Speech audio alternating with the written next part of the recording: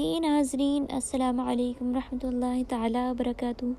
کیسے ہیں آپ سبھی لوگ؟ امید ہے آپ لوگ خیریت کے ساتھ ہوں گے۔ میں آپ کی دوست ثنا خان آپ کے لیے ایک اور انٹرسٹنگ سی اور بہترین سی ویڈیو لے کر آپ لوگوں کی خدمت میں حاضر ہوں۔ ناظرین، یہ جو ویڈیو میں بنا رہی ہوں، اس ویڈیو کا ٹاپک ہے روزہ دار کے منہ کی خوشبو۔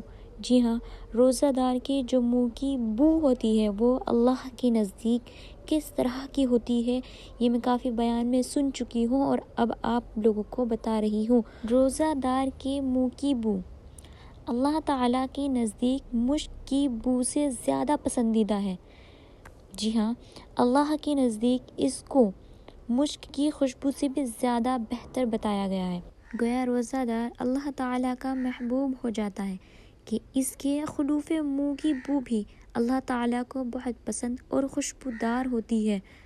جی ہاں، آج ہم دیکھتے ہیں کہ اگر ہم روزہ رکھ لیتے ہیں اور کولگیٹ وغیرہ نہیں کرتے ہیں تو لوگ کہتے ہیں اس کے منہ سے بو آ رہی ہے، اچھی نہیں آ رہی ہے، لیکن ہمارا اللہ سبحانہ تعالیٰ کہتا ہے کہ اس کے منہ کی بو مجھے مشک کی خوشبو سے زیادہ بہتر لگتی ہے۔ گویا میں یہ نہیں کہتی کہ آپ لوگ کولگیٹ وغیرہ نہ کیا کریں، نہیں، بالکل نہیں۔ آپ لوگ اپنا منہ کی صفائی کرنا تو بہت زیادہ ضروری ہوتا ہے، آپ سبھی اپنے منہ کی صفائی ضرور کریں، لیکن دن میں ہمارے منہ سے جو بو آتی ہے وہ اللہ سبحانہ تعالیٰ کو مشک کی خوشبو سے بھی زیادہ بہتر لگتی ہے۔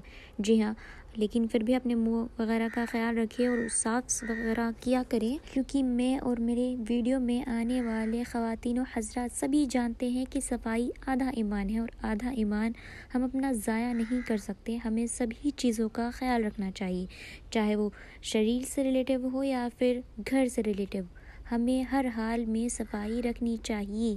ویڈیو اچھی لگی ہو تو ویڈیو کو لائک کرے، شیئر کرے، کامنٹ کرے اور نیکسٹ ٹاپک کے لیے بھی بتا دیں مجھے۔ تب تک کے لیے اپنا اور اپنی فیملی کا خیال رکھیں۔ اللہ حافظ، بائے بائے۔